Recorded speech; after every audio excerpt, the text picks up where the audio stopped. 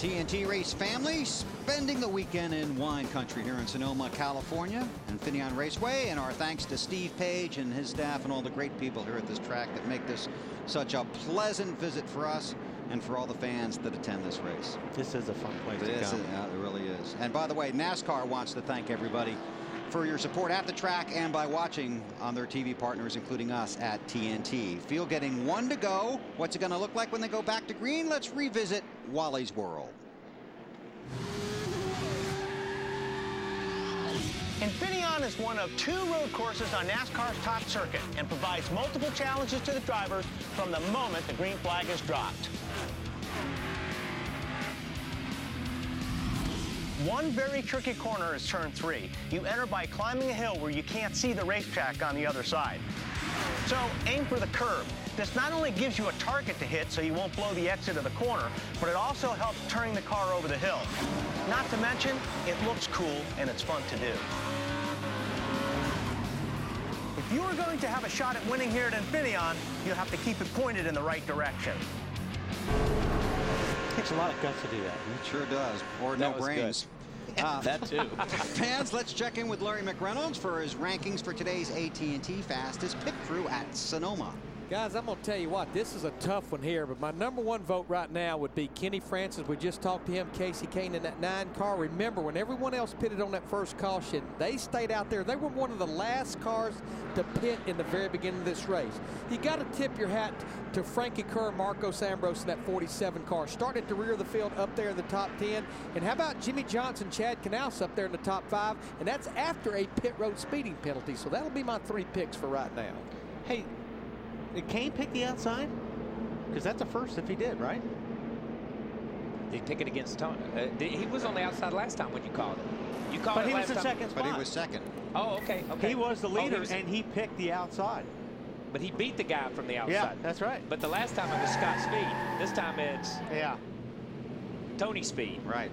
Okay. Or Speedy Tony. But you know what? I mean, it's somebody totally different this time. It was Scott Speed on old tires. That's right, Scott Speed on old tires. Right. This is totally different right here. Oh, but if he can get the jump, if he can beat Stewart to the jump and get on the gas, if he can stay there and stay to the inside when he gets to turn 2, he's going to be in good shape. Yeah. But that's a tall order because you see all that rubber and stuff outside the racetrack?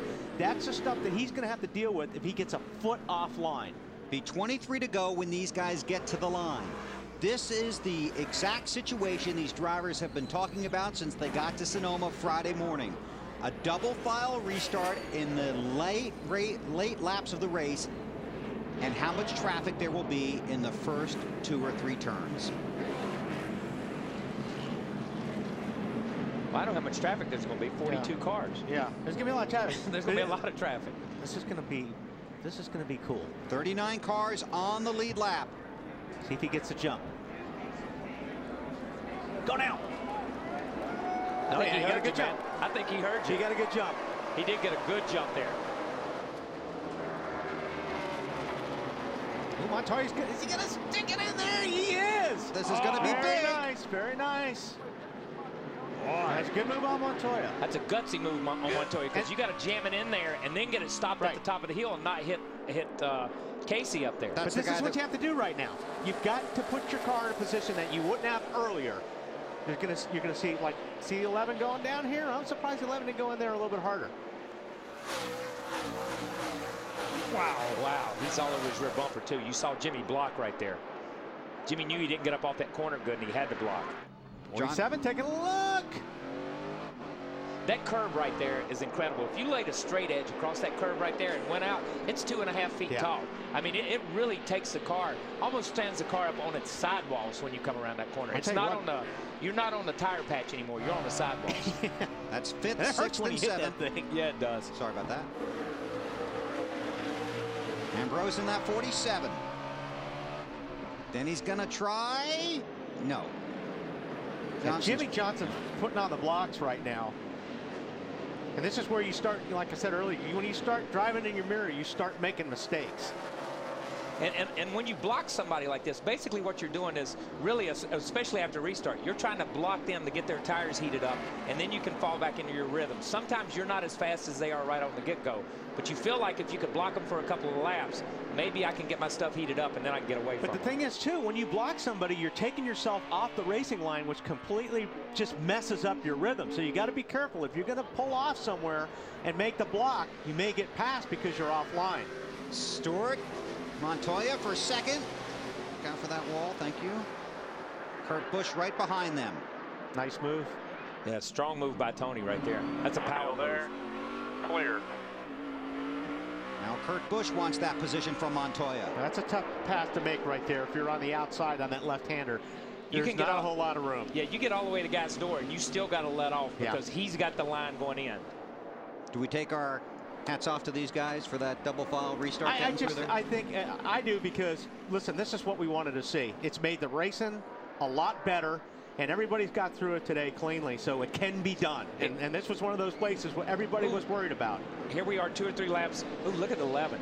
God, but I mean, here we are 2 or 3 laps after the restart, and they're still running 2 and 3 wide. When they were single file restarts, these guys were already spread out. The race was almost over. How about it, Marty? Talking to Juan Pablo Montoya on the radio, Brian Patty said, we're too good to the fuel. 2 laps in the good. He said, drive it like you stole it. They were a little disappointed that Stewart got back by them. But remember, he's points racing. He told us that earlier in the day. You guys still buying that? Think he's still points racing? Oh, here's something to that. Right now, he is 11th in points. So he is in the top 12 and would be in the chase at this point. No, Marty. Thank you. I don't believe it. You know what? I don't think Montoya, and here's 48 taking a look at the 2. I don't think Montoya is probably real happy with the way his car has been braking today, because I just didn't expect him. And he's Jimmy Johnson. I thought he was going to make a Kurt Busch goes around. And that's exactly what we're talking about. And that's what happens. There's nothing you can do right there. You know, and the 48 was out there. He stuffed it in there. Kurt almost needed to roll out of it. But at this latest point of the race, you can't roll out of it. But that's a deal. When you're on the outside like that, you are asking for trouble. Still no caution flag. Marcus Ambrose trying to brake on the outside. He's going to lose a spot. Now the caution is out. Flag is out. Field is frozen. Attaboy, go get him, dude. Go get him. That was pretty cool. Wow. That was a pretty cool series of corners there. Because, and it all starts, just as Wally said earlier in the day, you got to set up 2 or 3 corners away to make something happen. And this started back coming out of the other corner over there, 4A or whatever it is. I don't know what these corners are. Way up there on the other end. Yes. But you saw I thought that was the opposite. Actually, Jimmy was on the outside. Jimmy was on the outside, but here's the deal. Yeah, you're right. But Jimmy's on the outside, but watch this right here. You see Jimmy come at you. Watch Jimmy's car when it hits the curb. Yeah. Boom. The car sets to the right, then comes back to the left. And as it sets and comes back, Jimmy's just hanging on. That's a hard call to make for the 2 to let off the gas there. No, you're right. Yeah. 2 should not have let off. That's a bad call on Kyle Petty's part right there. Let me say that. The 2 shouldn't have let off. But this is that took my breath from setting up here. Now on board with Marcos Ambrose. Okay, if you think that was tight, wait till you see this shot. Okay, now watch this.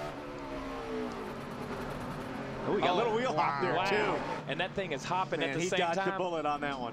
Right side. Matt Kenseth is the lucky dog. He will come around and join the cars on the lead lap. Now Casey Kane has to do this restart again. Right. With 20 to go. Double file restart, shootout style in Sonoma.